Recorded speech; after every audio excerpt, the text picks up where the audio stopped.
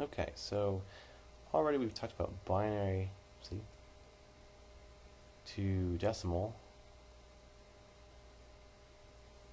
and back. I also want to talk about doing binary to hexadecimal, as well as binary to octal today. Alright, so if you want to go, by the way, from decimal to hexadecimal, it's probably good to just go via binary representation. I mean, you could go directly if you want, but if you already converted from decimal to binary, it's pretty straightforward to convert between these two and these two. This is actually the hardest conversion of the bunch. These two are pretty straightforward. Okay, so let's take a look at converting between binary and these two bases. All right,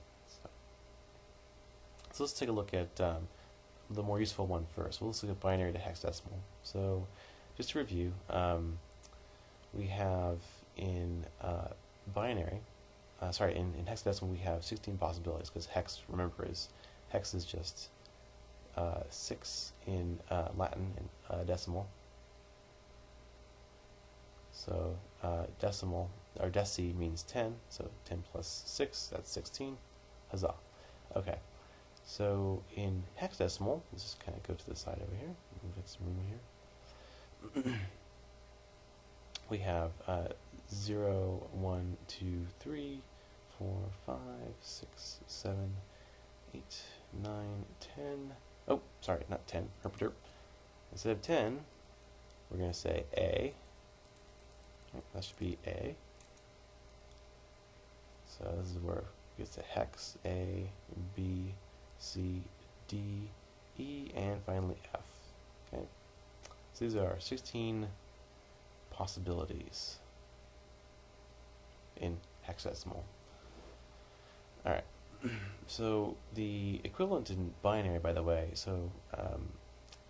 is relatively straightforward. We just need to count in binary, so let's just do that. I'm going to count sort of the typical way. So I'm going to start out, I could do either from the most significant bit or the least significant bit, but the way I do this is this. I'm going to say, okay, I'll start from the least significant bit. So I'll say 0, 1, 0, 1, 0, 1, 0, 1, 0, 1, 0, 1, 0, 1, 0, 1. So that's our 1 spot. Our 2 spot, 0, 0, 1, 1, 0, 0, 1, 1, 0, 0, 1, 1, 0, 0, 1, 1. Okay. And I have my 4 spot, 0, 0, 0, 0, 1, 1, 1, 1, 0, 0, 0, 0, 1, 1, 1, 1. Okay, and then finally our 8th spot. It's going to be 0, 0, 0, 0, 0, 0, 0, 0, 1, 1, 1, 1, 1, 1, 1, 1. And remember, when we're counting in binary, so those are 1s, our 2s, our 4s, our 8th spot. And the way we count in binary, just to review, we're alternating every other time, every 2 times, every 4 times, and every 8 times we're alternating between all possibilities. Okay. So, so this is the conversion between binary over here. So binary up here. So this is going to be binary. Whereas this over here is hex, a decimal, but I'll just say hex for short. Okay. So, all right. Well, So suppose I have some random number in binary. So let's just take a look at that. Suppose I have, like, say 1, 1, 0, 1, 0, 0, 0, 1, 0. Let's say 1, 1, 0. Say. Okay. Now this is not necessarily going to be. Yeah. So let's just look at this number here.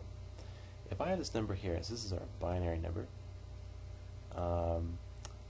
I'm going to look at this in chunks of 4. So I'll say I'm going to work my way from the least significant bit, which is this guy over there, all the way up to my most significant bit, which is this guy over here. So this is the least significant because it contributes the least to the number, whereas this contributes the most to that number.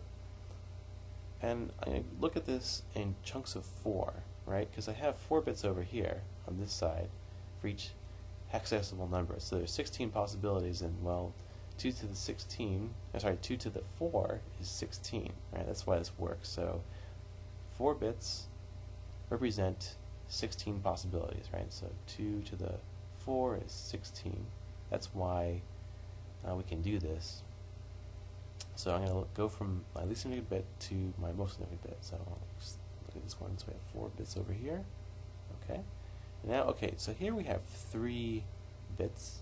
Okay. All right. Now, if we have only 3 bits, what we should do is we should assume that there's 4 bits. We're just going to prepend this with a 0. So we'll say this is going to be a 0. The reason I say that is because we can always put 0 in front of a number without changing that number. So, okay. So 0, 1, 1, 0. So to do this conversion, right, I had to look up this in this table over here where I have all these numbers here. Now there's actually a fast way to do this. Really fast way to do this. If I just notice the pattern here, right, it's kind of like looking at like divide and conquer, right? You have a phone book, right? You never start. I mean.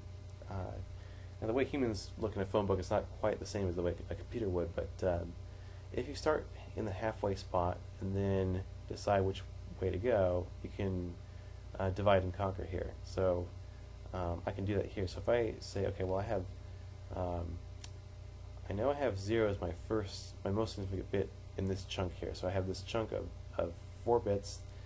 The most significant bit in this chunk is 0. Okay. So I'm going to go look at 0. That narrows it down to these 8 possibilities. The next bit over here is 1, so that narrows it down to these 4. And 1, that narrows it down to, well, pretty much down to these 2, but I know the next bit, the least significant bit, is this guy. So that's just 6. So I'll just write down 6 over here. So 0, 1, 1, 0 is 6. Okay. 1, 0, 0, 1, well, okay. I'll just go down to the 1, so these, okay. And I have my zeros, okay. So this could be one of these guys. And 0, 1, 0, 0, okay, and okay, great. So now I know it's this guy. Okay, so and if I only have 0, 1, 1, 0 again, so that's okay. That's 696. Okay, great. All right. So that's. By the way, this is not decimal. This is in hexadecimal. So one thing we should do in this class, by the way, is we should make the appropriate notation to say that we are in the right base. So I'm going to try and make sure to. For binary numbers, I'll say 0b, and for hex, I'll say 0x.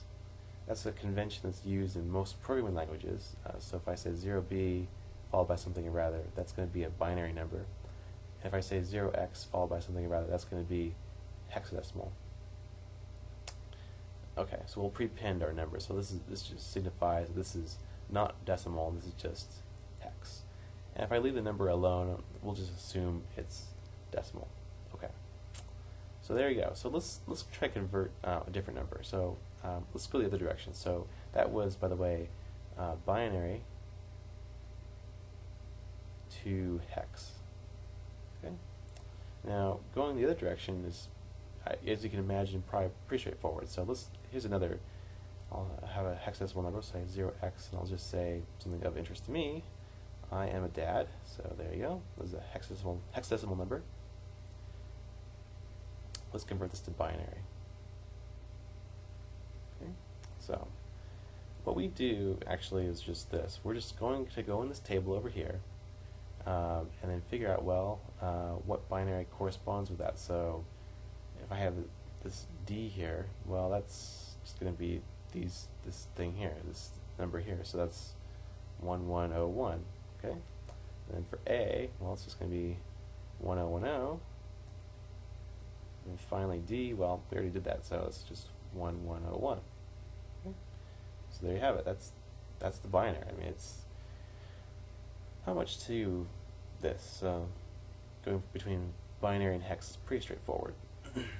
Now, if you want to look at something similar, like say between binary and octal, what we would end up doing is something very similar. Only instead of looking at 4 bits, we only look at 3 bits. Here's why.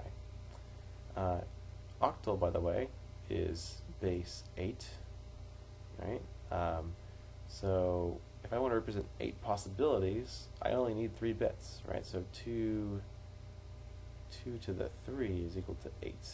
So I only need 3 bits to represent all 8 possibilities. In fact, if I look at just this part of the table, so if I look at just this part over here, right? Just this part over here. So this whole thing is hex. Maybe I should write this arrow over here, so hex over here, and erase this guy over here so there's no confusion. Okay, I'll do that. There we go. Okay, so if I look at these things over here, this is octal. And if I ignore the first bit here, and I just look at the remaining bits, so if I ignore the most significant bit, which is this bit over here, I'll just ignore that, and I look at the remaining bits, okay, I can do this conversion between binary and octal. So I'm kind of out of space. Let me just do this separately. So we did binary to hex and hex to binary. So let's just take a look. So we have we want to look at binary to octal and back. Okay, so if we have binary and octal, so we say, okay, well, so 0, 1, 2, 3, 4, 5, 6, 7. Okay, and then we have 0, 0, 0, 0, 1, 1, 1, 1, okay, 0, 0, 1, 1, 0, 0, 1, 1, and then finally 0, 1, 0, 1, 0, 1, 0, 1. Okay, so this is our octal, this is our binary. Okay, now if I have a number like, say, suppose I have the same number that I had before, so we have this, what was it, this number here, right? So let's just copy that around. Let's see, so I have, let's see, let's make sure I get this here. I'll select this number here, I'll copy that, I'll paste that number down, so, oops. So copy and then paste. Oh, well, I guess it's not working. Okay, well, never mind. What I'll do then, I'll just move this around. So can I move that? Let's move that. Nope. Nah. Never mind. Okay, never mind. Okay, I'll just write the number down. Shouldn't be lazy. Okay. So let's just copy that number down the old-fashioned way. So I have 1101, 1010, 1101. This number here. This is Dad, by the way, in hex.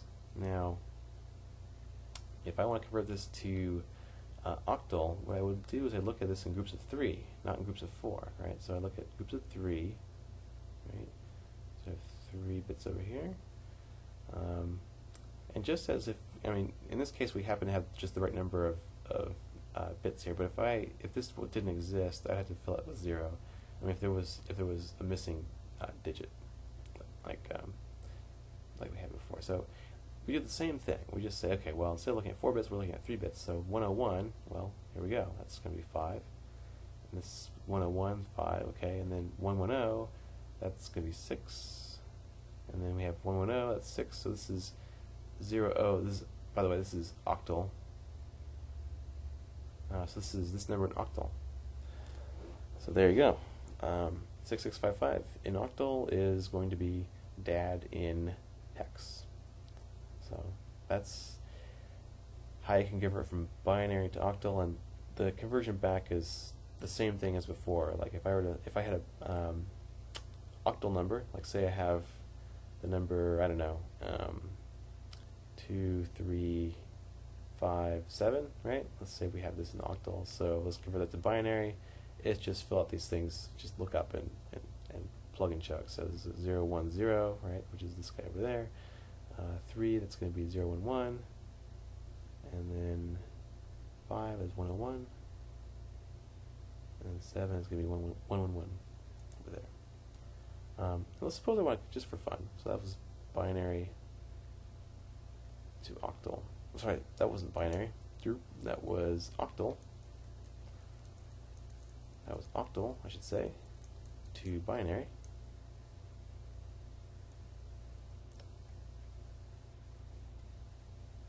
so suppose what I want to do is I want to convert this now into hex. So I would look at this, 4 bits at a time.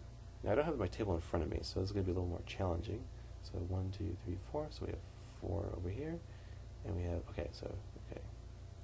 Alright, so now I happen to know this is going to be F. The reason I can say that this is going to be all ones, right? So if I go back to my table over here, F is going to be all ones. We have a little bit of our table here. So, and 1110 is going to be E. So 1110 is E. Yep, that's going to be E. And then over here we have 0100. That's going to be just 4. Yeah.